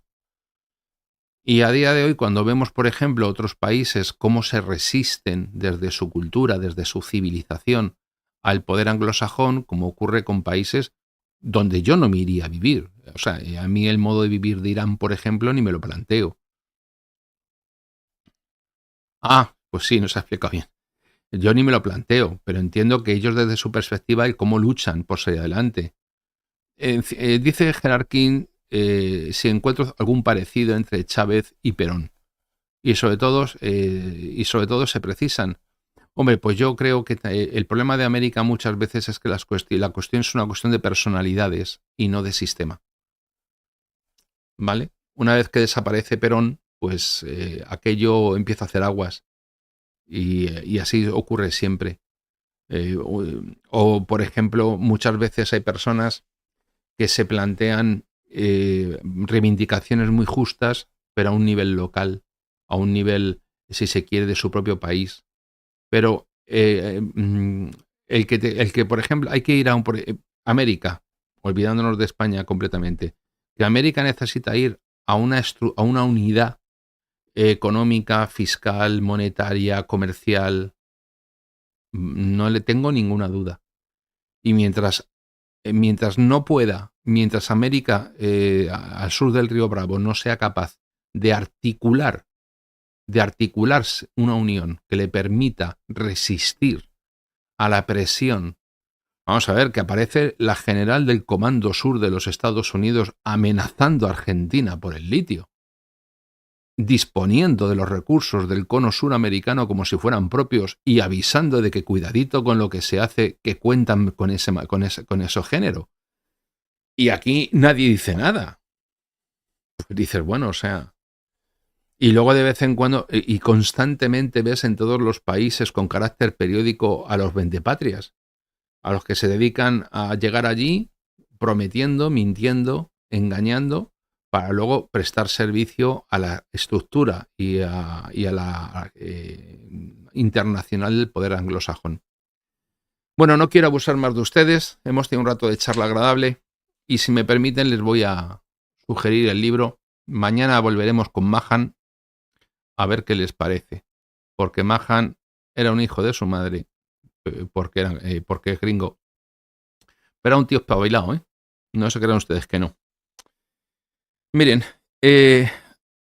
aquellos que hayan recorrido los pueblos y ciudades de la España peninsular y de la América española podrán comprobar esa grandeza que todavía late bajo las piedras, tras los muros y los magníficos escritores americanos que nos hablan de un pasado de gloria y fortaleza cimentada en milenios de historia. Patricio Lons, L-O-N-S. Patricio Lons es un historiador que tiene un canal en YouTube, ¿vale? Con este nombre, Historia con Patricio Lons. Yo se lo recomiendo. Pueden ustedes ir allí, si quieren comentar, él no me conoce de nada, yo él tampoco. Si quieren ustedes comentar que yo le he recomendado su canal, pues perfecto, no tengo ningún inconveniente porque creo que es un canal que a los que sean negrolegendarios les va a molestar mucho, pero a los que no lo son o a los que quieran ver las cosas con una mente abierta, pues les sorprenderá, sobre todo porque además es historiador. El libro que les quiero recomendar es este, El fin del Imperio de España en América. El título no me gusta, porque ahí se sitúa España como América como sujeto pasivo de una decisión española. Y en gran medida con los Borbones finales fue así, pero parece como que se define todo así y no es cierto. Ya, Maika. Bien, pues el caso es que, según se dice en esta presentación del libro, los territorios de Hispanoamérica fueron siempre entidades diferenciadas entre sí, pero unidas todas ellas a la corona hispánica. A la patria se le identificó como Reino de las Españas hasta la Constitución del año 1869, después de la Revolución llamada Gloriosa, que fue cuando pasó a denominarse Reino de España.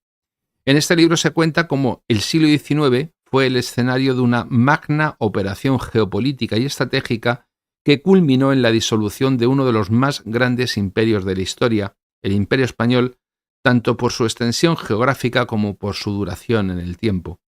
Desde el siglo XVI, Inglaterra buscó la forma constante de implicación para la desestabilización del imperio, y el autor demuestra que los ingleses fueron la causa principal de las guerras separatistas de los territorios españoles en América, con el previo adiestramiento de los libertadores, entre comillas, y la conformación de un ejército de autoconquista bajo las órdenes de los principales españoles que traicionaron a España por ciertos intereses demasiado personales.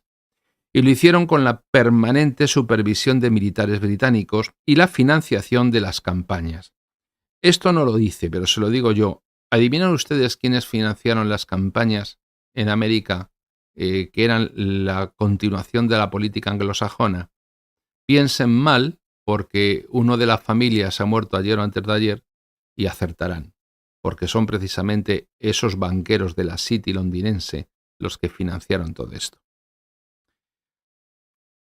Bueno, pues la división de los dominios españoles en América en una veintena de territorios, entre comillas, independientes, fue el resultado victorioso final del plan que presentó en 1800 el militar escocés Sir Thomas Maitland al primer ministro británico William Pitt, uno de los hechos históricos menos conocidos de las estrategias inglesas para la disolución española de América, que durante la Guerra de la Independencia, Gran Bretaña mantuvo el doble juego de que los ejércitos de Wellington, hablamos de independencia en España, que se la llama así la lucha contra la ocupación napoleónica, lucharon contra las tropas de Napoleón mientras que los ingleses destruían la incipiente industria.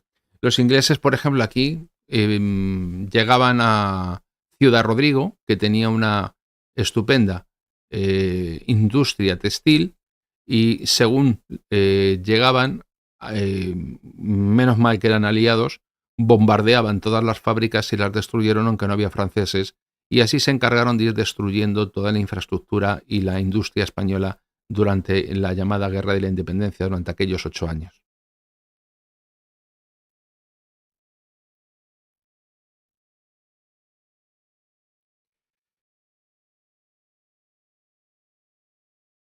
Bueno, pues espero que les haya gustado el directo, que haya servido para abrirles la curiosidad o abrirles una visión diferente, no para que asuman mis opiniones, insisto, sino para que se formen las propias. Y mañana a las 9 les espero con Mahan y estaremos incluso menos tiempo que hoy, no será muy largo. Y eso les facilitará luego el acceso a entender la influencia de Mahan en China y el enfrentamiento entre dos potencias, una telurocrática china y una talasocrática norteamericana en este momento, y cómo están mutando para enfrentarse. Y ya el martes de la semana que viene cerraremos esta tetralogía dedicada al concepto del poder naval y la supremacía marítima, con una breve consideración de la proyección del poder naval y de la superioridad y la supremacía marítima en el siglo XXI. Y bueno, se perdió el principio. Véalo aquí porque no me va a dar tiempo, si quiere Yolanda, a pasarlo al otro canal por lo menos hasta mañana. Lo digo porque YouTube no me deja descargarlo. Ya queda menos, veremos si para el día 18, 19 o 20 por ahí que se cumple el mes, YouTube me deja recuperar el canal y lo normalizamos, o yo calculo que a final de esta semana el otro canal, teóricamente, YouTube me tendrá que decir si lo permite desbloquear todo o no, porque sigo ahí más perdido que una burra en un garaje. Ha sido un placer volver a estar con todos ustedes. Insisto, suscríbanse, compartan, háganse miembros del canal, tienen las condiciones, y el que sea posible, porque a día de hoy el canal no se monetiza, pues si puede apoyar al canal, tiene la cuenta de PayPal en la caja de descripción del vídeo. Por lo demás, muchísimas gracias a todos. Ha sido un placer volver a estar con ustedes, y mañana a las 9 les espero. Buenas noches y descansen. Hasta luego.